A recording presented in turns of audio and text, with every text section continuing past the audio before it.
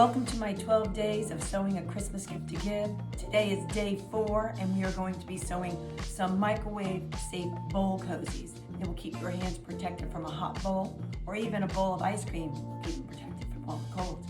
Let's get sewing. For this project, you will need 100% cotton. Whether it's your 100% cotton natural batting, wrap and zap is what you want to look for pretty much. 100% cotton fabric. This has already been pre-washed, so I shrunk it down, ready to use. And you also need 100% cotton thread. This will make it microwave safe.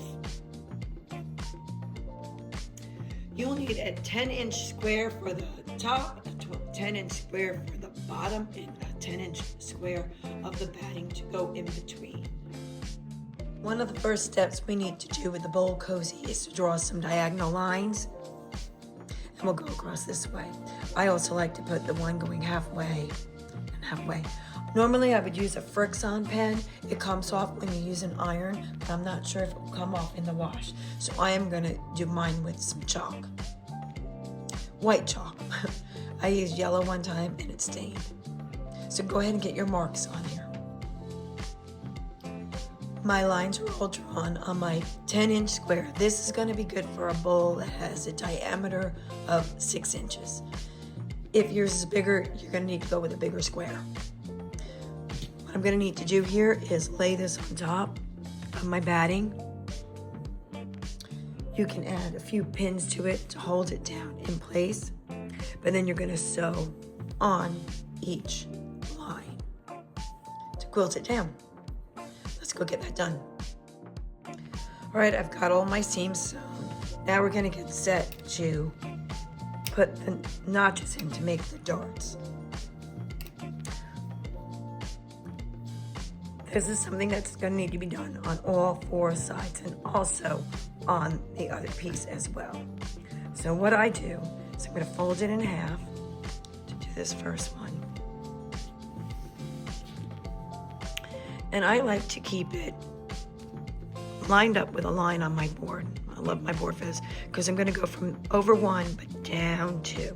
So I get my little straight edge and I find that slope, whole math term, so I can look up here as well. Over 1, down 2, over 1, down 2. And that's where I want to cut that with my rotary cutter. I'm going to do that for each side. You can just use regular scissors, mark it with a line, and cut it. So then I'll do the same thing to this bottom one. Line it up in a corner there. And I know I'm gonna go over 1, down 2, over 1, up 2. I kind of check my line with my grid. I love having my board with the grid. So now I can do that one. And then I will do the same thing. Fold it in half this way to get my other ones done. All right, you can go ahead and get yours done. And the same thing's gonna happen on this piece as well. This one we didn't need to sew on, but you can do all the folds to get it so you can cut that too. Come back when you're done. Next step is we're going to be sewing the darts. We're gonna sew all these darts. So when you fold in half, I'll start with this one. Fold it in half. I'm going to put right sides together because I don't want my seam to be showing on that peach side. So I'm going to be sewing down here. We're going to go 1/4 inch straight down. Do the same thing to all sides. Unfold it, do the other ones. Same thing on this. We're just going to make all our darts. Come back when you're done. All right, all the darts are sewn. You can see how the pretty side, I don't have the seam there. Put the pretty sides together. Oops, slipped out of the frame when I did my sewing. So that way that seam's not gonna show. And when I open it up, I got all pretty inside. All right, now we're ready to start putting these together, but I'm gonna have to put my right sides together. So I'm going to flip this one inside out and we're gonna place it inside this one. And we're gonna line up our seams. And this is where you might wanna have some clips or some pins. I'm gonna make my seams go in opposite directions so it doesn't have that bulk. And you can put a clip. I'm just gonna put a pin here for now. But I'm gonna do that to all my seams first, and then I'm gonna come back and match up my corners. So here's another one, and I'm gonna have one go one way and the other go the other way, just so it will lay nicely. And finish doing that all the way around. So now I'm gonna make sure my corners all match up. So go ahead and match up your corners. I'll put a little pins there, or a clip, whatever you prefer.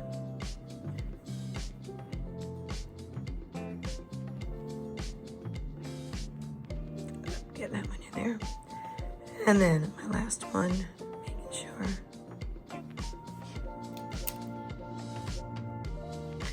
Now, one thing that's important is you're going to make sure you need to leave an opening. So I'm going to use one of my little pens. We're going to start here, but, well, actually, I'm going to end here. I'm going to put a little X here. That's where I'm going to end. I'm going to come straight off, okay, when I'm done. But I don't want to start until about here, okay? We're going to start at this X. We're going to sew all the way around into the corner, every corner, all the way around. And then when we get back to that X, we come straight off. I'm even going to put a little arrow here. Sew right off. All right, let's go get it sewn. We need this open so that we can turn it right side out. Come back when you're done sewing. All right, I sewed all the way around from my start all the way to my end. It came straight off. One thing I didn't tell you was when you get to where you had to make one of the seams go one way and the other go the other way, I got my needle right into that line right here, and then I was able to, like if I was sewing down here, then I was able to turn it to keep it 1/4 inch. And the way you do it at your corners too. So get around the corner, I came down, made sure one seam was going one way, the other was coming this way, sewed straight down so that my needle of my machine went right in on that line, and then I was able to pivot it a little bit to come straight here. All right, we are up to turning it right side out, but before we do that, we need to trim or snip our corners a little bit. Now when you do that, do not hit your stitch lines. Make sure you're outside of that. So kind of do that a little bit. They will be a little bulky because you have the padding in here. But I take a little more bulk out like that for each corner. So if you do that to each corner, you'll be set. One more here I'll do for you, then you do yours. That right there. And take a little bit more off, just so it doesn't become too much there. There we go. Finish up your corners and we'll come back. Now I didn't trim this last corner. I probably should have told you that. If you did, we're gonna make it work. So let's just go with it. So ready to turn it right side out. You're gonna need to get in here, be careful you don't bust your seams open, but you're gonna have to kind of get your points to come in. And I'm gonna go for this far one first and try to pull him through. And then I can slide this off usually. And then you'll need something like a turning tool, like a chopstick, or what else, a pen. You don't want to use your scissors, you don't want to use your seam rippers, because you can run the risk of poking a hole or ripping it or tearing it. So I have a wooden dowel, or I have a stick that I got in the polyfill. Oh, it's coming out here.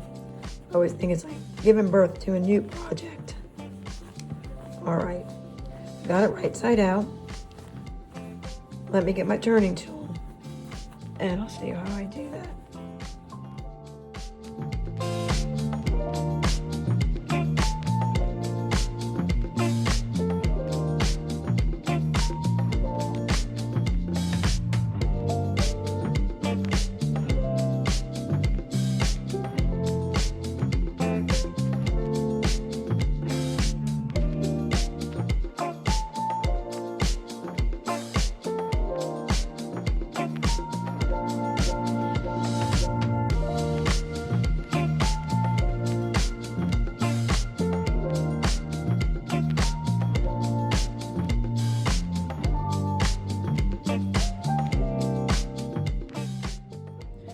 I have this little clip going around. This is my opening right up here. But I'm gonna start my 1/4 inch, I'm gonna sew around it, give it a finished edge here. But I'm gonna start on this side, come down to the corner, pivot, and then sew all the way around. Remember, as I get to each of these seams, I might put my needle down in there and then just rotate a little bit to come at the angle, because see how it makes that little bit of an angle? So you'll come straight down, put your needle in, and then continue around. But remember, this is where was my opening. This is my opening here, so I'm gonna start over here. And as I come back around, I am gonna just go right into those stitches and back stitch over it. All right, let's see how it goes. One thing you might want to be concerned about as you come around in the beginning and you come to your opening, make sure that it is not coming undone here. If that's the case though, just hand stitch it with a needle and thread, cotton thread of course, so it stays shut. And there you have it. Now that you've finished making a bowl cozy, make a second one and give it as a set with some bowls in it. You can even put some of the soup mixes in here from a nice gift shop and give that as a whole complete gift. I did another set here too as well. Happy sewing.